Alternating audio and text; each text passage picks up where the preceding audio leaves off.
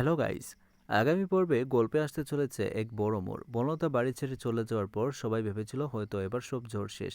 কিন্তু 3 দিন পর এমন একটি ঘটনা ঘটবে যা আবারও চ্যাটার্জি বাড়িতে উত্তাল করে তুলবে। পর্বের শুরুতেই দেখা যায় বনলতা চলে যাওয়ার পর বাড়ির পরিবেশ অনেকটাই শান্ত হয়ে গেছে। লাজু অনুভবের মধ্যকার ভুল বোঝাবুঝিও ধীরে ধীরে দূর হতে শুরু করেছে। অনুভব মুচকে এসে লাজুকে বলে, এবার তো আর আমার উপর রাগ নেই। লাজু লজ্জা পেয়ে হেসে বলে, কিটকেল, তোমাকে তো ভুল বুঝেছিলাম, এখন ভাবলে নিজের উপর রাগ হয়। দুজনের এই ছোট্ট ছোট্ট খুনসুটি দেখে অনুভবের মা দূর থেকে হাসতে থাকেন। তিনি মনে মনে বলেন, এবার হয়তো সত্যিই বাড়িতে আবার সুখ ফিরবে। ঠিক তখনই বাড়ির কলিং বেল বেজে ওঠে। দরজা খুলতেই সবাই একসঙ্গে হতবাক হয়ে যায়। দেখা যায় দরজার সামনে বনলতা দাঁড়িয়ে আছে, চোখ লাল, মুখ ক্লান্ত, হাতে একটি ব্যাগ। বাড়ির ভেতরে ঢুকে বনলতা ধীর গলায় বলে, আমি কোথাও যাবো না, আমি বাড়িতে থাকবো। অনুভব অবাক হয়ে জিজ্ঞেস করে, তুমি আবার ফিরে এলে কেন? বনলতা এক মুহূর্ত দেরি না করে বলে, কারণ আমি তোমাকে ছাড়া থাকতে পারবো না, আমার অনুভবকে আমার চাই। এই কথা শুনে পুরো বাড়ি স্তব্ধ হয়ে যায়। লাজুর মুখের হাসি মুহূর্তে মিলিয়ে যায়। সে অনুভবের দিকে একবার তাকায়। অনুভবও কোনো কথা বলতে পারে না। লাজুর চোখ ভিজে ওঠে। সে ধীরে ধীরে নিজের ঘরের দিকে চলে যায়। ঘরে ঢুকে দরজা বন্ধ করে একা একা কান্না করতে থাকে। সে মনে মনে বলে, হয়তো আমার সুখ এতদিনের জন্যই ছিল, বনলতা দিদি ফিরে এসেছে, এবার আবার সব বদলে যাবে। এদিকে ড্রয়িং রুমে বনলতা সবার সামনে দাঁড়িয়ে বলে, আজ আমি শুধু অনুভবের সঙ্গে একা কিছু কথা বলতে চাই, তারপর তোমরা যা সিদ্ধান্ত নেবে আমি মেনে নিব।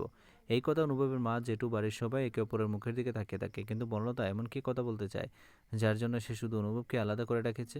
আর ঘরের ভেতরে খান্না ভেঙে পড়া লাজুকে তাদের কথোপকথন শুনে ফেলবে। ঘরের দরজা বন্ধ করে লাজু একা একা কান্না করতে থাকে। তারা বারবার মনে হতে থাকে বনলতা ফিরে আসার পর হয়তো অনুভব আবার আগের মতো বদলে যাবে। সে চোখের জল মুছতে মুছতে জানলার পাশে দাঁড়িয়ে শুধু একটি কথাই বলতে থাকে, কিটকেল, আমি কি আবার তোমাকে হারাতে চলেছি? এদিকে ড্রয়িং রুমে বনলতা অনুভবকে বলে, আমি তোমার সঙ্গে একা কথা বলতে চাই, মাত্র 5 মিনিট, তারপর আমি যে সিদ্ধান্ত নেবে সেটাই মেনে নিব। অনুভব কিছুক্ষণ চুপ থেকে বলে, ঠিক আছে, বলো কি বলতে চাও। দুজন বারান্দায় চলে যায়। বনলতা কিছুক্ষণ নীরব থেকে কাঁদতে কাঁদতে বলে, আমি তোমাকে অনেক ভুল করেছি। সেই ভুলের শাস্তি আমি পেয়েছি, কিন্তু একটা কথাও আজ বদলায়নি। আমি এখনও তোমাকে ভালোবাসি, তোমাকে ছাড়া আমি বাঁচতে পারবো না। অনুভব শান্ত গলায় বলে, বনলতা, ভালোবাসা কখনো জোর করে পাওয়া যায় না। আমি চাই তুমি নতুন করে নিজের জীবন শুরু করো। অতীতকে আঁকড়ে ধরে থাকলে শুধু কষ্টই বাড়বে। বনলতা চোখের জল মুছে বলে, তাহলে এটাই তোমার শেষ কথা? অনুভব দৃঢ়ভাবে মাথা নাড়ে, হ্যাঁ, আমি আর কাউকে মিথ্যা আশা দিতে চাই না। ঠিক তখনই লাজু দূর থেকে বারান্দা দিকে তাকিয়ে দেখে বনলতা কান্না করছে আর অনুভব শান্তভাবে তার কথা শুনছে। দূর থেকে দৃশ্যটা থেকে লাজুর আবার ভুল ধারণা হতে শুরু করে। সে মনে মনে বলে, তাহলে কি আমি যা ভেবেছিলাম সেটাই সত্যি?